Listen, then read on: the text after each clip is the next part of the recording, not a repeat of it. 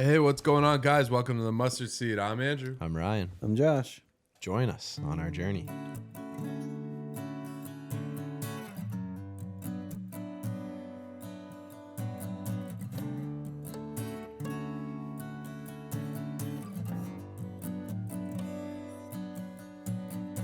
It's Wednesday morning. You know what that means. Boom. Back at it. We are back at it. Lasagna in the highest. Lasagna in the highest, baby. DM me if you want one. DM me if you want That one. was from an episode, right? Yeah. A couple episodes ago. Yeah. Shirts have already been printed. Yeah. So DM me on Facebook if you want it. Work something out. Let's do my dad joke. Do you know what is lighter than the color blue? What? Light blue. That was awesome. Oh, Pete! Just like his batting. Pete didn't like it. It's baseball season. We're back. Back yes. at it. Yeah. We listened to opening day on the radio. It was fun. Nice. That's cool. John Sterling still calling the games, right? Yeah. Wow. He's still going. I'd love that voice. Does he Always still been got a it? memory for Like me. mentally more than our president? Oh yeah. Doesn't take that much. that's a yeah. John will be good for a few, like, it's far, like, it back, and then it's like, oh, It's it's a caught. pop-up. Yeah, like, Yeah. he's good for a few of He those. does that sometimes. Yeah. But also that was when it was COVID and he was calling it off the monitor. And he's like, I'm telling you, Susan, it looks like a home run off the bat. Susan's still there too. Susan, oh yeah. Wow. It's the greatest. It's like you're watching the game with your grandparents. And they're calling the game and you're just listening. I always enjoy it. I'll never forget I kind of with her. wish Susan would retire. I'll never forget with her. I'm gonna say Like it. when Roger, it was like a episode of WWE, like where Roger Clemens was in. He's in the box. He's in George Steinbrenner's box. That's right. He's coming back. He's coming back. That's I was like, what is this, wrestling? Of all the dramatic things. They paid him like $1 million to Yeah. start, and he came. Yeah, that's right. He's see? back. They're Yeah. just iconic. Claire's family, that's like a line that they say a lot because that's what she says in the very beginning of that video. Is like she's like, of all the dramatic things, Roger Clemens. See, He's in George's box. that's baseball, Susan. Yeah, I love listening to them. I just love baseball season. It just Me too. felt like spring was in the air on Thursday. Oh, you want to feel old? Remember Dusty Baker's kid? Yeah, the one got who pulled- saved? yes. You know he's in the majors. he's in the majors. Wow, that was 2002 World Series. Yeah. Yes, Versus the Angels. Giants and Angels. That was a great World I Series. remember watching that in Grandma's basement. Yes. The Rally Monkey. The Rally Monkey. And then Scott Scott Spezio Spezio. had the red, The red, he dyed his little soul patch. soul batch. And we would put tape on our chins And then and color, it red and pretend we were Scott Spezio. Scott Spezio. What a name. Spezio. Yeah, that was funny. And that was such like I mean, it was a big World Series in the sense it was two LA teams, right? Because the Anaheim Angels and Sanford. San Fran. But for us, like here on the East Coast, we didn't really have a dog in a fight. But I just remember being so into that World Series. We wanted Barry Bonds to lose. That's right. We just wanted Barry Bonds to lose. And now I have come to age on him. Same. Like where I respect him a little more than I did. Yes. It was, you know what the problem was? What I realized is he was so cocky and nasty to the media. So it kind of came off that way. And also, he wasn't in MLB The Show. No. It was like Bobby Box or something. No, like that. MVP baseball. Yeah, MVP Yes, baseball. It was Jason Dowd. Jason Dowd. Yep.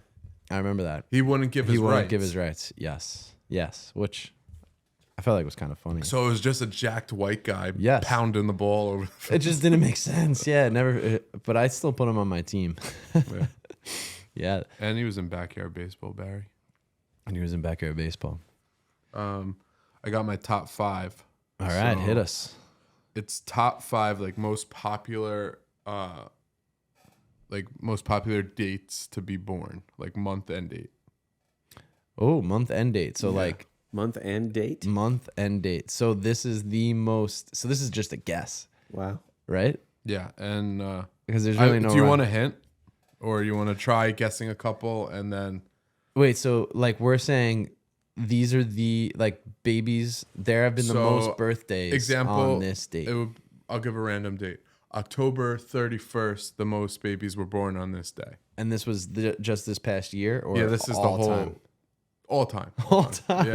Yeah. That's a really interesting. It's- How'd you find this? It's crazy. You Google. This is a cool thing. Wow. I'm guessing. I mean, there's 365 Yeah. or 366 days. I'll let you guess a couple, and then I'll let you know like something. Then you pick dates. Okay. Okay. So I'm gonna do a little math here. Okay. Let's think about like Valentine's Day. Yeah. What's 9 months from Valentine's Day as like a? Is it 9 or is it 10? I've always. Isn't it technically 10 months? Technically from- 10 months, right? yeah. So let's do some math here. I think October, right? October? Or No, 10, December December? 12. So Right. yeah. We're gonna say December 25th.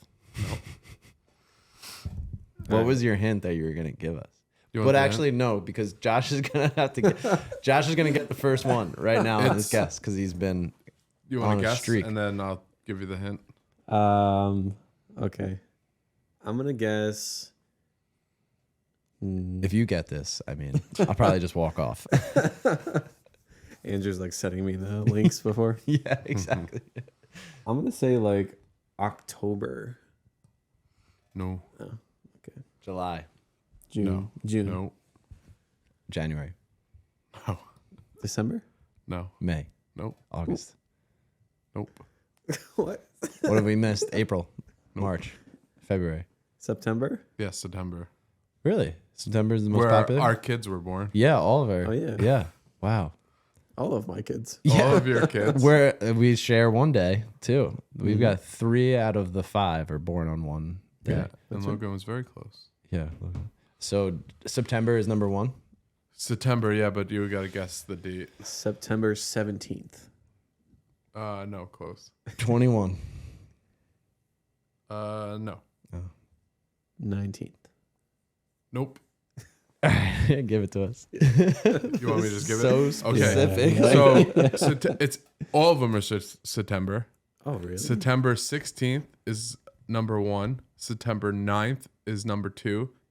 Eli's birthday, my Eli, is September 23rd. Wow. September 17th is 4, and September 24th is 5. So September. So is- people like to make babies around Christmas and New Year's. There you go. That's time, Christmas and New Year's. That one. yeah. Makes sense. Christmas we're and all- New Year's. Yeah. Because it even gave you like the conceived dates. I was like, oh, let me leave that part out. The exact. Christmas is a magical time. I'm a man now. So. I'm a man now, Tanda. Yeah, right. Wow, that's such a interesting Very thing. interesting, yeah. Yeah, so my twins are the 22nd, and then Eli's the 28th. Elliot's the 22nd. And I Yep. got the 23rd. Oh, you got and the- Ronnie is This is the 21st. 21st. Yeah. And Nice. September. Yeah, look at that. Abby is the 13th. Yeah, we're And loaded in September. When's Matt right now. Moose? He's Uh, in there too. The 9th? No, I want to say 26. I want to say 26. Mm. Yeah, he doesn't watch. I hope I'm right. Our next is going to be in October, though. That's our 4th. Number 4. A little yeah. round of applause. Oh, yeah. I don't think I've announced that yet. No, no. Yeah, it's- I'm gonna applause myself. Yeah, we're having another baby, guys. Number 4 more. Is that's pretty good. It rhymes. I like that a lot. Yeah. Number 4. Does that sound crazy to you? It sounds like a lot to me.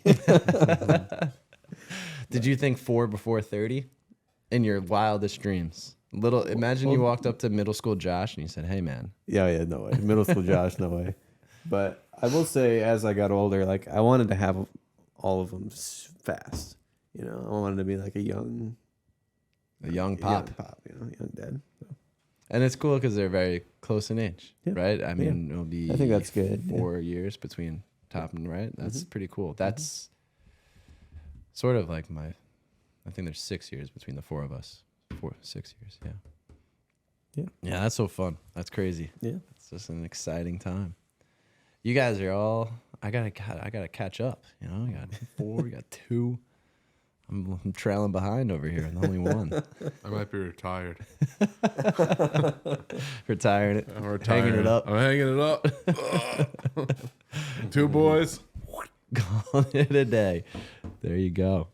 What an exciting time. Well, I'll tell you what. We need to keep leading the charge here as like we said last week, our families are under attack. So it's important for us to continue to Perfect. keep pushing through. Perfect little segue into the St. Joseph time. And the most important thing about all of it is family. As St. Francis called Joseph, Mary, and Jesus the perfect trilogy. St. Francis de Sales. And there's the beginning, like me and Ryan were saying, it was, if you listen to on Audible, it was a little hard at first because it kind of reminded me of like schooling in the beginning. But like the main thing is taking in the message and just like listening and just understanding. And it was funny listening to it because I haven't listened to an audiobook in a while. But I was in the car a lot on Thursday, so I was like, let me just listen because I'd rather not put it off until the end of the day. And when I put it on, I was like, wow, you're right. This is like school. Like it was so monotone, like the way the guy like spoke. They're not all like that. Normally they're very like, very energetic. Yeah. when I'll they're tell you, reading. the best audiobook that Claire and I listened to is we listened to The Hobbit, and it was read by Andy Serkis. So Andy Serkis is the guy that does he plays Gollum, but let's see, he's got he's like a British voice, and he's kind of That's a popular guy, but he was so animated and like. Did he reread it? Like, was it redone recently? Because like obviously like he's not reading it when it first came out. Oh yeah. Yeah. Yeah, I think it was a recent recording, and it was very good. So I recommend that if you guys want to read The Hobbit and just listen to it on Audible. I read The Hobbit a long time ago. Andy Serkis reading to you is phenomenal. Yeah, that sounds good. The Hobbit. I wish I knew that because The Hobbit was my summer reading book freshman year of high school. Yeah. That was the first test I ever took at Chaminade, and I got a 76. Thought my life was over. Didn't read the And book, that's why so what do you you think was hate going to happen? Lord of the Rings. That's it. We figured it out. The duck. Get out of here. Aragon. Qui-Gon. Aragorn. Qui-Gon. Qui-Gon Jinn. So St. Joseph. One day we'll stream that of Ryan watching Lord of the Rings. Yeah, it'll just be a stream of my face watching. You'll just see me reacting to it. Eventually, we'll get there. It was one of my New Year's resolutions, so I will. It was mine too, to make Ryan watch Lord of the Rings. I mean, we got a duck sent to us for crying out loud because you haven't watched. 3 months down. I'm almost there. You will not make me. No, I will. Hey, you know what I just realized? What's that?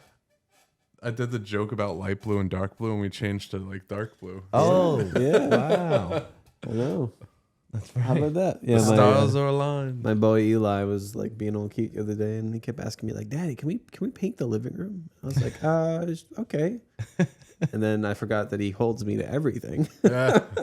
It's like, why don't we paint the studio? So he came in here with like a big smock on, and he was painting the wall, and it was amazing. He did a great job. It's good. What do you think about? Oh, I had to keep him away from them because he wanted to break them apart and play with them and all that. So I was like, no, just for looking at. Just for looking at. Yeah, it looks great. I like the darker color. I think that looks I really have to do cool. the rest of the room now. I just did the set area, but I was just testing the waters here, and I love it. So I think I'm going to do the rest of the room. Nice. Is this a color you had elsewhere? Is that what you were saying? Yeah, so I just redid this bathroom here. Oh, okay. Recently. I painted the tiles and I redid the whole room, and I did the walls this color, Nice. white and navy. Is that a rewarding feeling? Doing things things? like that? Yeah. You just put a toilet in. I did. I just put a toilet Yeah, in. I love and doing I just did a stuff shower like that. head. Yeah, I love it, love it. Yeah, you feel great after you do something. Yeah. And I thought the toilet was going to be extremely hard, but no, it was. I was pretty easy. Yeah, It took an hour. But this is kind of a revelation that I had when I was first like a homeowner. Was like all you have to do, like everyone everywhere, you learn to do something and you can do it. And now we have the YouTube where you can just watch a video. It's crazy. Yeah, Everything. exactly. You know, and like Yeah. literally you Exactly. can watch a video on anything and every topic and every model of every whatever. And like you can just do it. Yep. It's like I started doing that around the house. I was like, man, I love this. I like knocked on walls and like build walls and fix things. And it's What's just a funny? blast, man. I was Nice. talking about YouTube and like watching things to like get an idea. So I'm trying to caulk the bathtub, and I got it in the thing, and I'm pressing it. I'm like, I don't understand. I cut the thing, and I can't figure it out. And I'm getting so annoyed. And then I look it up. I'm like, oh, I'm gonna feel so dumb when it. And the guy's like explaining it, put it in. I was like, I did this. He's like, he pulls this little lever on the side, and I look on my caulk gun, and he's like, yeah, you just poke the hole. There's this. It's sealed on the inside. I was like, damn. I spent all this time trying to. I'm like pressing. Yeah, was you, like, gotta, "Ugh." you gotta stab a hole Yeah. into it first. Too. See, It's that simple I sometimes. tried. I put a nail in, but it wasn't big enough. It wasn't deep Yeah. enough. Yeah, it wasn't long enough. So I was like, the nail went in. I don't understand. and then the guy's like, yeah, just this thing. I was like, oh man. But that's it. It's if you didn't have that, you Yeah, you I would have still not wouldn't known. I know. would have gave up. Yeah. Yeah. And going back to Joseph and what we were reading, one thing that you're supposed to, they tell you to, with the Mary and like how you go to her to find your way to Jesus, and people don't really go to Joseph to go to Jesus.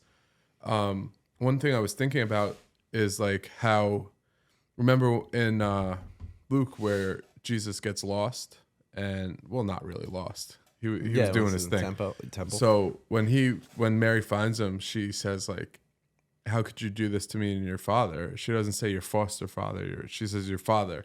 And like, that was like rereading that was like, oh yeah, it's his father. Like that's his father. The best kept secret, right? Saint Joseph sometimes doesn't get all the attention I as think others, but it's just the Pope just wrote like a piece on Saint Joseph. Yeah, so what was it? I think it was 2021 Yeah. was announced the year of Saint Joseph. I think that's when we did the consecration at first.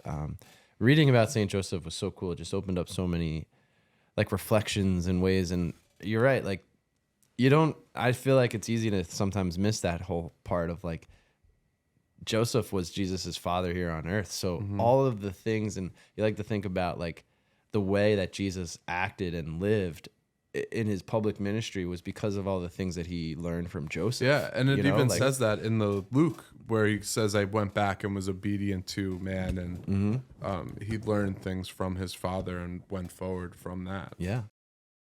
Yeah, so day one was kind of just like almost an extension of the introduction in a sense, because it was like, why St. Joseph? Like, why now? And we mentioned that in the previous episode, just kind of briefly talking about the introduction and how the families are just really under attack today, especially in today's society, right? So now more than ever, I think to have a model like St. Joseph, someone to look to learn from, I just know how greatly I've benefited from the different things that I've been able to pick up from talking and learning about St. Joseph, because there is so much there to learn about that like we don't necessarily see right away. It's just like slowly over time. And that's what they were talking about a lot over the introduction, how Joseph has been more and more revealed throughout the life of the church, and all the saints that have started to look to him more, and the powerful works that he's done in different people's lives, and saints specifically. And for us as fathers, just man, right? You mentioned it with Joseph and just Mary's fiat and her yes. And as much as Mary's fiat was so important in this world, like Joseph being willing to accept all of that too, and taking Mary in, and that yes is just as important and such a model for us to really kind of try to emulate. And that's the whole idea with the consecration, right? It's, for us to learn about St. Joseph, to try and become, I think the word they used was not apparition. I forget the word they used exactly, but basically like we're trying to reciprocate, the way Joseph lived. And that's really what the consecration kind of does. Gives us just so much insight into his life. And it's really cool. I'm excited to like dive into it a little And bit like more. how important was he in Jesus's life? Like Jesus, we touched on like him running to the temple and coming back and then saying he'll be obedient and living out his life, and boom, he's 33. But yeah, that hidden life that Yeah. we miss. We're talking about that a little bit in the catechism in a year now, like, or in a few days before, right? Like Jesus' hidden life, the life that kind of from that loss of the temple and then his public ministry. And yeah, like Jesus that learned the craft of his father, right? Being a carpenter. And just like, I think of the way that I live and, or different tendencies that we all have, a lot of it comes from our fathers, right? Like, so Jesus, of course, like lived in a way that Joseph would have lived. And Joseph, I'm sure, had to just understand all of that of like, that's surreal to me to know that this is the Son of God and you're responsible for raising this child. That just puts things in perspective to just how amazing Joseph's life must have been. Yeah, totally. Yeah, because I think obviously he was really important in his formation as a person, as like his human aspect and his human side, and so that's why Joseph is so important. Yeah, so the litany of Saint Joseph is what we pray at the end of each day, and it kind of touches on, and that's how the consecration is broken up. His qualities, right? Like the best qualities of Saint Joseph. The one that always sticks out to me, and that I try to practice more and more, is humility, because right, Joseph doesn't have any words in the Bible. Joseph died before Jesus' public ministry started. Like Joseph did everything for Jesus and Mary and raised Jesus, and then stepped away, right? And then and Joseph had to know that, right? Like he needed to step away for Jesus to go. I was thinking about that too. Like when, like the point that you just said, he died is like, when we're coming up on Easter this week, when Jesus went down and had to push his way through hell to open the door to get everyone to heaven, did he like bring Joseph with, like Joseph was down there, right? Yeah, that's an interesting thought. I don't know. I would like to think Joseph would. So no. So the theology is a little different. I don't know if you want to dive into this, but well, there's Abraham's bosom. Right? Abraham's bosom, yeah. So that's where like the righteous would go. So it's assumed that like Joseph was probably there. Yeah. I would hope so. Yeah. That's such a complex part of. I mean, he definitely was. Yeah. We could say that pretty confidently. Yeah. Well, there was like a part where, like, especially when I was younger, is like, just taking that in of like the whole Easter Sunday and like how Jesus had to die for our sins and go to hell and then go up and open the door, was like how I thought everyone just went there. Like that was it. You're just in darkness until Jesus was able to save everyone. But I knew about Abraham's bosom, but I had no idea. I still think about that sometimes. Bosom, I forget, is chest. I have to learn that. Yeah. Took me a while to learn that one. think of the relief Abraham had. He's like, oh, thank God, I get them off my chest. He's like, you didn't tell me about that God during the covenant. Yeah. So 2 days into the consecration, I know this episode will be released, and at that point we'll be a little further down the line. But it was really just kind of a quick sort of an introduction to kind of like what we're going to be getting into, to learn about Saint Joseph and everything. And I just felt at this point in time, like in life, I felt like there was just a need for me personally to kind of lean into Saint Joseph again, with just, especially because this is on its way to the feast day for Saint Joseph as the patron saint of workers. And just, Joseph lived in a way where he was understanding and obedient in a sense of this craft that I have, and just the way that I need to live is carrying out God's plan, right? And like sometimes I miss that, and I think can be a great reminder for us. It's like, work can feel meaningless sometimes, especially if you don't feel like it directly relates to anything of significance. Like it can just feel like that, and it's always good to have some sort of reminder of like, no, this is like the way you carry yourself and the way you work is living out God's will in your life. And there's so much virtue and value that can come from just working hard, and putting your best into it. And that's our sanctification. That's what our vocation is it's what we do that gets us to heaven, and we're all cursed to work ever since Adam, right? And so this is all a burden that everyone must kind of carry. And if you seek the Lord's will, then whatever it's going to be, it's going to sanctify you, and that's kind of the intention of the work. And so regardless of what it is you're doing, it's important to remember that and to keep that in mind. Because I think oftentimes we always want to like make a difference. And, all these kind of these words that, like they tell you in college that you have to change the world and you have to do all these things. The reality is you just got to bring Christ into your life and you got to do the will of the Father. And you could be doing accounting at some lame place. But ultimately, like if you're invested in it and if that's what the Lord wants you to do, then it's sanctifying. It's going to make you a better person. And ultimately, you're going to be who the Lord wants you to be, Yeah. Yeah. Regardless of the profession or whatever it is that you're doing, there's always an opportunity to bring Christ into that work. Exactly. Yeah. Exactly. And I've been seeing that now that I'm working again. It's like it really, there's like there's opportunities in every moment of every single day that you can just hand people Christ. And the way that you look at them, the way that you smile at them. That's like one thing that everyone is saying that like they don't understand why I smile so much. Like that's the one thing that I get. It's like, Josh, why are you so happy? Because everyone else is so miserable. And like I could see the change happening, like within my workplace. It's like, yeah. That's really cool. I like to hear stuff like that because I feel that, right? I think about that often when I go throughout my day because there was this longest time of just like, man, I'm not even doing anything remotely close to helping change the world, like you said, right? Or just bringing Christ into the world. But then kind of clicked a little bit. And we've talked about this, I think, a couple episodes ago of just that idea of like every interaction you have is a great opportunity for you to bring Christ into someone else's life.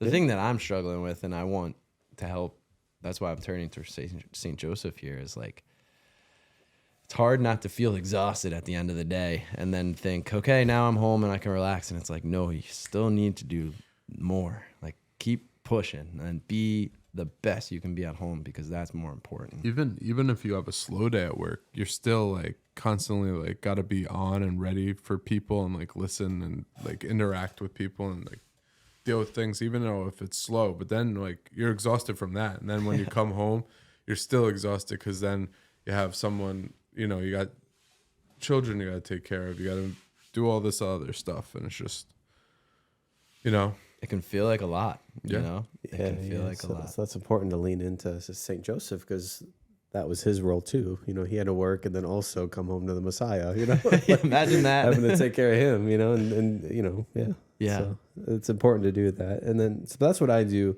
Like every day I just try to like bring grace into my life and ask the Lord's invitation every single day. And whenever things get tough, I'm just like, Lord, give me the grace to get through this. Like give me the grace to get through this. And that's like always like constantly like a prayer that I'm constantly saying when things are kind of difficult and I'm stressed and I'm tired and maybe I'm losing that joy a bit. And I think that's probably what St. Joseph did too, is he like really leaned into his own, Jewish faith and his, relationship with Adonai and all that good stuff to help him do what he had to do to, rear the Son of Man. Yeah. Wow. Exactly. And it is neat too, because I was reminded of this recently, like you said, the Jewish faith, they, Jews at that time, right, like memorized the Torah and everything and knew the Psalms in and out and left and right. So I'm sure that it was a constant, turn to prayer in different moments that were difficult. Which if you watch The Chosen, like they really show that, like of how like Matthew is trying to learn it. Yes. Yeah. Yep. Yeah. Because like everyone else is like, you call yourself a Jew and you don't know this, and then they, Yeah. And also with The Chosen too, like, one thing I've mentioned this a long time ago on the show. One scene I love is like when a wagon breaks down and Jesus goes and fixes it, and like it's showing that like touches back to Joseph. Yeah, like that little sneak peek of what like, wow, his dad, he picks stuff up from his dad and is like doing that, and then tools of the trade. Yeah. Yeah. Exactly. Good stuff. Yeah, it's cool. It's cool to think about that like it's the hidden life of Jesus, but it's also this big moment of where Joseph was so impactful in Jesus's life. And I think what is so cool now, and I think it touches on it a little bit more down with the consecration or further along in the consecration, but Joseph's impact on different saints and different miracles that Joseph has kind of taken part in. I think it's in, so this might be a little spoiler, but it's just a really cool story that I thought was so neat and we could share it. But there is a staircase. I forget where. I'm pretty sure it's in the consecration because I think this is where I learned it from. But it was, I believe it was an order of nuns that they're building a convent or whatever it was, and there was construction going on, and the person who was completing the construction of the building and everything built the choir loft and built the chapel and everything, but did not build any stairs to the choir loft.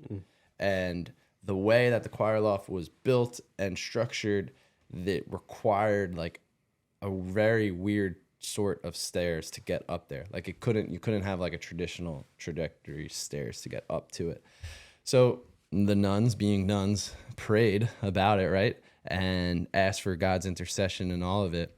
And someone arrived at their convent, basically just knocked on the door without any sort of like, just showed up and said, "Hey, I'm here to build your staircase." And he was like, "But I just ask that you leave me alone while I work." So completed the work, and at the end of the work was gone, and they couldn't find him again. And the wood was tested, and what was used was wood from the region where Jesus was living, right? And the way the staircase was built, it was built in a spiral way that engineers came in and they said, "This is physically impossible. Like, this should not be standing." And it was a spiral staircase up to the choir loft. No. I'm pretty sure those are the details. Again, it was a while since I've read it, but I do believe that it is in the consecration. So a little spoiler, but what a cool, just little, St. Joseph is active, reach out to him. What did we say in day 2 today? They talked about St. Joseph is the increaser. Like, he increases our lives. Like, we can turn to him when we need uplifting and all of that. So he's just a really awesome person and man, and an inspiration for us as fathers, Yes. Yeah, he is. 100%. Definitely 100%. Cool. Yeah, we got to bring that in to our fatherhood. That's one thing that I feel like people just don't really talk about or maybe discuss enough, is like the importance of fatherhood. I mean, I think people understand it and know it, right? Like, we're looking at a culture that is like unbelievably fatherless, and how much that has just completely destroyed families. It's crazy to think about the reality. Like, if dad isn't around, like, there's really no hope for a family, and so I think it's such an important time for us to recognize the importance of fatherhood and our role in that for our kids and for their lives, to be active and to be present to them, but also being able to still provide for them and to work and all that. But yeah, it's a balance, but it's very, very important. It's critical to, again, the battleground of the family. Like, if you want a good family, like, this is what we need, Yeah, that balance, man. We'll always be working on that balance, because it's a tough one for sure. Because you want to give everything that you have to provide for your family, but you don't want to sacrifice the time that you should be spending with your family, right? Yeah. Yeah. Exactly. Cool. That's where prayer comes into play, right? I think we're very fortunate to have that understanding at this point and to be able to turn to it. I wish I do it more. I wish I turned to prayer more, but it's something we're striving for, right? Every day. So. Yep. Stay rooted in Christ. Yeah, this is it. Cool. Appreciate you guys. Thanks for listening. Peace.